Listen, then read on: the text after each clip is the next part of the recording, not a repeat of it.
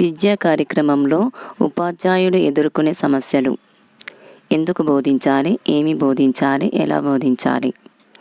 ఎందుకు బోధించాలి అనే దానికి సమాధానమిచ్చేది విద్యా విలువలు. ఏమి బోధించాలి అనే దానికి సమాధానమిచ్చేది పాఠ్య ప్రణాళిక. ఏ విధంగా బోధించాలి అనే దానికి సమాధానమిచ్చేది బోధనా పద్ధతులు.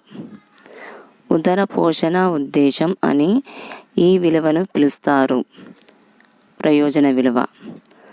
ఆధునిక మానవుని కార్యకలాపాలైన వాణిజ్యం, పరిశ్రమలు, ప్రభుత్వ యంత్రాంగం మొదలైన వాటన్నింటినీ గణిత శాస్త్ర తర్కం ప్రకారం ప్రదర్శించవచ్చు అని అభిప్రాయపడినవారు స్మిత్.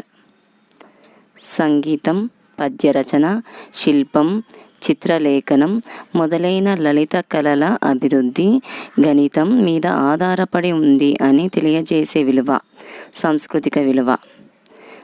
సంగీతంలో ఉపయోగించే పరికరాల్ని గణిత సూత్రాల ఆధారంగా తయారు చేసినవే అని తెలియజేసే గణిత విలువ సాంస్కృతిక విలువ.